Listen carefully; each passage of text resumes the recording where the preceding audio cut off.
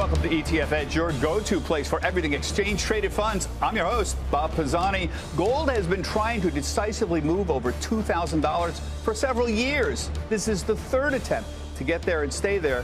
So what's it going to take? And by the way, is Bitcoin proving to be serious competition for gold dollars? We'll talk about it. Gold and gold ETFs. The doyen of gold experts is with us, George Milling-Stanley, Chief Gold Strategist at State Street Global Advisors, which runs the Spider Gold shares, by the way. That's GLD. That's the largest gold ETF, $58 billion in assets under management. Also joining us, Todd Sohn, ETF and technical strategist at Strategas, joining me here at the NYSE. George, I'll start with you. Gold bugs have been very frustrated by the inability of gold to decisively break above 2,000 in the last 3 years. I think this is the third attempt. Gold ETFs, well, we've even seen some modest outflows in the last couple of months. So what's holding gold back right now? I think there's a couple of things. I think, it's always a little difficult in any market to get through to a new big figure and to make the change from something starting with a 1,000 to something starting with a 2,000. We've been there a couple of times over the past decade without the ability to stick. I believe that the next time we make it, which will probably be later this year or early next year, I believe the next time we make it, we may well be able to stay over there and probably even see prices at a new all-time high above the 2,070 or thereabouts that we reached a couple of years back. I think the possibility of recession is still very much in people's minds, even if some of the experts are starting to say that maybe we might actually achieve Jerome Powell's soft or softish landing. It's still very much in people's minds. I think if we did get a recession and the consequent weakness in equities, that would be very helpful for gold. And even if we don't get a recession, I think it's pretty clear that we're liable to be in a period of slower growth. And historically, gold has always done well during periods of slower growth. So I think that, I think the signs are pretty good. The only problem is a lot of people expect a lull in the gold price during the summer months. And I think this was historically the case. 20 years ago, when gold jewelry was 80% of total demand, then gold jewelry demand went very quiet during the summer, and so you expected a lull in prices. Jewelry these days, since the advent of gold ETFs revolutionizing gold investment, gold jewelry is only about half of total demand. Yeah. So I don't think we should be expecting that lull. But there are still people, speculative interests in particular, the hedge funds perhaps, who sell in anticipation of a lull in the prices during the Northern Hemisphere summer. I think that's probably the main thing that's holding us back right now. Yeah, George, I have known you since the gold ETF was floated 18 years ago. I believe you were with the World Gold Council back then, and I've never known you not to be thinking gold is near a new high. So one thing about you is you are absolutely consistent every which way. Todd, let me bring you in here. Some call crypto, Bitcoin, digital gold. This is the crypto community, not me. Yeah. But is it? I mean, I'm curious about this problem. Has Bitcoin eaten into gold ownership? I tend to wonder if it's a demographic issue. Baby boomers perhaps don't see that, right? They like their gold. They're perhaps a little scared of crypto. But Gen Z, some of the younger folks in our industry, I do think they consider it the digital gold of their generation. They like crypto. They like the way it is changing the world. Perhaps in a way, gold in a way has changed the ETF industry 18 years ago.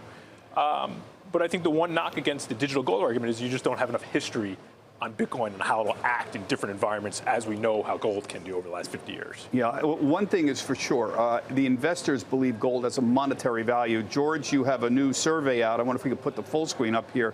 You ask investors, does gold have a monetary value?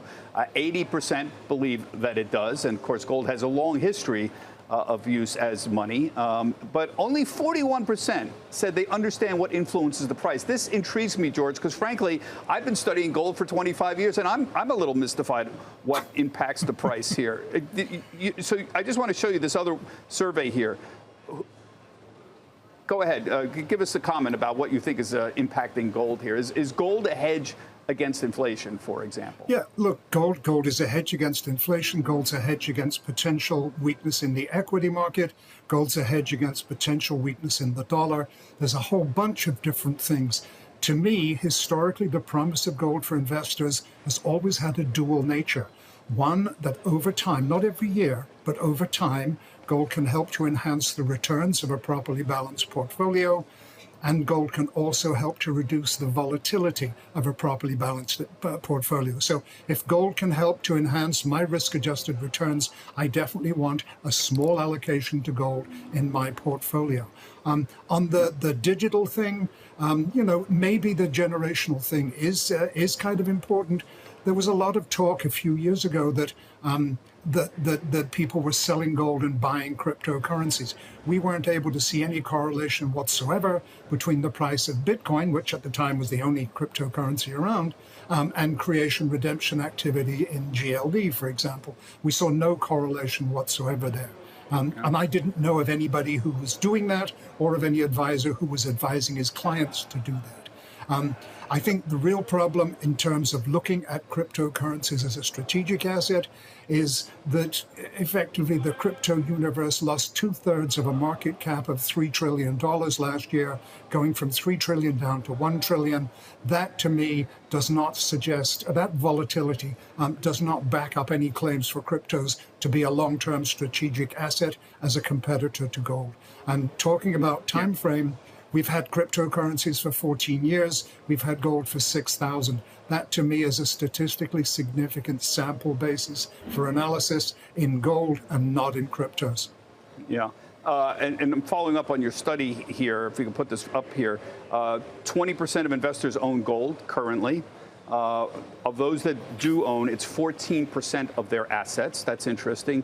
And almost half of them own gold in the form of an ETF. So you're right, George. I mean, 20 years ago, obviously, this would not be the case. Even 18 years ago, people owned physical gold, and the gold ETF has really revolutionized things. As for the benefits of gold investing, I just want to put this up here because most people have two ways of owning gold reasons. Maintaining or increasing value in a downturn, and some form of diversification or a hedge against inflation. So the question, is gold a hedge against inflation? I'm not sure it is, or the evidence suggests it is, but people at least do believe that at this point, George. Yeah, look, let's address that inflation hedge one. Gold does not offer any serious protection against sudden short-term moves in the CPI or any other measure of inflation. But what gold does and has done historically, if you look just over the last 50 years, whenever inflation has been sustained at a high level, then gold has done very well. Let me define those terms in the interest of clarity. The sustained, I mean at least a 2-year period and preferably longer. And at a high level, I mean inflation, CPI, running at more than 5% a year consistently. We haven't had that in this current bout of inflation. We're getting fairly close in terms of the time frame. We're only a month or so out, but we're now below that 5% level. So we haven't had sustained high inflation, as I've just defined it, this time around. So that, I think, is one of the reasons why gold has not done as well as a lot of people expected it to. I think there's a lot of misunderstanding about the relationship between gold and inflation. Yeah, I want to switch and talk about the demand side, because to me, that's the most interesting thing here. A lot of this gets very academic to me, but to me, the most single important determinant of gold prices is demand. And mostly, it comes in the form of jewelry from the buyers in China and in India. So I just want to show this full screen about where gold actually goes, annual demand. 50% of all the gold that's manufactured in the world goes to jewelry. And again, this is from the buyers mostly in China and India. And then there are investments like ETFs, for example. And then there are central banks at 15%. And then there's industrial, and those are mostly electronic uses. So, George, I'm wondering if you could explain this jewelry component here. So China and India are the two biggest consumers of gold jewelry. There was a decline in gold purchases during COVID, right? That definitely affected the price, I would think. Yeah, no question. I mean, gold typically before COVID, gold was running anywhere from 1/2 to 2/3 of annual demand. That dropped to less than 1/3 during 2020 with the advent of COVID. We didn't see much in the way of a recovery in 2021. Many of us were optimistic we might see a rebound in gold jewelry demand in 2022, but the world's biggest consumer, China, as you say, kept to its zero COVID policy until December of last year. So no significant rebound in gold jewelry demand. The zero COVID policy has gone away. We are still optimistic that as and when the Chinese economy starts to really motor, it's not doing that at the moment for a whole variety of structural reasons, but as and when the Chinese economy really starts to motor, then I think we'll see that rebounding gold jewelry demand there. And as goes China, so go the rest of the emerging markets. It's not just China and India, it's Vietnam, it's Indonesia, it's Thailand and Korea. It's a whole raft of Asian countries that are really the main drivers of gold jewelry demand. And we haven't yet seen a big rebound there, but I believe that we will. That's part of the reason for my optimism about the price. And one of the things, I did a special with you 12 or 13 years ago, George, where on gold, where one of the things that truly struck me was how important gold is as a component of household wealth in China and in India. And there were parts of rural India still where if a woman's divorced, what they own is their clothing and their jewelry. So I think people need to understand that component of gold as a piece of household wealth that it may not have necessarily in the United States, where it's largely decorative and ornamental, but it's viewed differently in other parts of the world. Yeah, there are huge differences in jewelry demand on Fifth Avenue or Rodeo Drive in this country, and in the Javeri Bazaar in India or in Shanghai or Beijing. Very, very different. And at our peril, we make the mistake of thinking that jewelry demand is homogeneous all around the world. That is absolutely not the case. It is culturally much more important, much more vital to people's lives in the emerging markets than it ever will be again in this country or in the Western world as a whole. And I think that is one of the keys to trying to understand what drives the price. You put up that graphic earlier saying that 41% of people, only 41% of people felt they understood the drivers. The problem there is that the drivers change in nature. Sometimes investment demand is the driver, sometimes jewelry demand, sometimes even central bank buying can be very, very helpful for the price, as we've seen over the last 12, 13 years. So there's a whole raft of different things that drive prices, and it's really important to spend some time studying those or to talk to people who really understand them before making those investment decisions. Todd, one of the things that's striking about gold ETFs is that the investors now have a lot of choices when it comes to these gold ETFs. Now, remember, they own physical gold. You're buying an ETF and it's backed by a physical gold. But the fees can really vary quite a bit here. There's fairly new products, or at least in the last few years, new products from Granite Shares, and even State Street have a competing product that offer lower fees than the two giants. So GLD is far and away the biggest one. That charges 40 basis points. iShares Gold, IAU, charges 25. But Spider, State Street, has its own gold mini shares that charge 10 basis points. It's the same product. And Granite Shares charges 17 basis points. Quite a difference there. It's the cannibalization that goes on within the ETF industry. You see it with gold. You see it with the QQQ. You look at QQQM, it's 5 basis points cheaper, and that's taking in all the flows. So long-term gold investors need cheaper options, especially if that allocation continues to grow. And so Spider, State Street addressed that. Granite Shares addressed that. And I think this is going to continue. You're going to see more and more fee pressure for those less daily traded vehicles, but that still have access to those types of markets. I love how, George, you got ahead of the competition by launching the Spider Gold mini shares. I think that was, 5 years ago that you did that. And you essentially got ahead of the competition, right? Yeah, look, we were aware there was a general trend across the whole universe of ETFs, not just gold ETFs, toward lower expense ratios and lower share prices. And we wanted to offer people a product within the State Street family and the World Gold Council partnership that we have. We wanted to offer people a product of ours within that space. So we launched GLDM with the view, with luck, to being the leader in the low-cost space. We've clearly achieved that. The rest of the competition is basically virtually non-existent. What we didn't expect, and we've been very happy to see, is that GLDM very quickly established itself as the third largest gold ETF in the United States, behind only GLD, the market leader because of its liquidity, and behind IAU. And when we look at a straight-up comparison between IAU and GLDM, the 15 basis point difference in the expense ratio is literally the only difference. The structure is exactly the same between the two. So GLDM makes a lot of sense there. We have the two products because a lot of investors want the benefits of the liquidity that GLD as the market leader has. That means that the spread between bid and ask on GLD is about 1/10 the size of the spread of any other gold ETF on a comparable basis.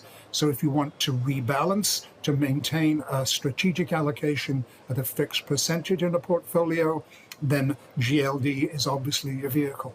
If you want to trade on a regular basis, on a tactical basis, then again, GLD is your vehicle. If you simply want to put a fixed amount of money into a gold ETF and put it over in the corner and forget about it, happy that your cushion is there if ever you need it, GLDM then comes into its own with that 10 basis point expense ratio. That's exactly the way that investors have been telling me that they think about them. A lot of investors out there own both products. One for a long-term strategic allocation and the other for something they want to rebalance on a regular basis. Makes an awful lot of sense. It does. I mean, on a daily, if I'm an active trader, I'm not, who cares about 40 basis points? I'm trading in and out on a daily basis. Exactly. I don't care. I want tight spreads. I need liquidity. There it is. There's GLD. And this is true of other products that are out there and other asset classes. If I don't care, I don't want to pay 40 basis points. I want to put it away for 5 or 10 years. I get 10 basis points it costs me. It's all time frame. And I think it's interesting, too, that the gold ETF space is also seeing buffered ETFs come into play, your option income plays. So let's just say gold stalls out for however long, you can still generate income through those other ETF products. So more accessibility for investors out there interested in that space. While I got you here, I want to ask you a non-gold question. Let me ask you about this broadening out of the market. I keep talking about this day after day here at CNBC, where tech is no longer so dominant, and instead we're seeing other sectors, energy, materials, industrials, healthcare, come on stronger. How are ETF traders playing this? What are you seeing activity? So the great part about ETFs, if you are busy on the road talking to clients, you just need to look at a few ETFs to gauge participation. The Equal S&P 500 RSP, the Russell 2000 IWM, and the Vanguard Extended Market VXF. That's all non-S&P 500 ETFs. Each of those are trading at multi-month highs, close to 6-month highs, even more. I think VXF actually hit its highest in about a year and a half last week. So the consternation over the mega cap tech names driving the market, I understand it, but we're seeing participation start to pick up down the cap, so it's really important for the durability of a bull market. Yeah, here's one of my favorites. This is the Vanguard Extended Market, VXF, and essentially this is mid and small cap stocks. I think what they do is they take the S&P 1500 and just take out the S&P 500. Exactly. And so you've got a whole bunch of big mid cap stocks, and you can get names, I think Blackstone's in here, Snowflake, Airbnb, very large mid cap stocks that don't quite, cut. I think it's a very under the radar fund too. You think of Vanguard, you think VOO, VTI, their fixed income products.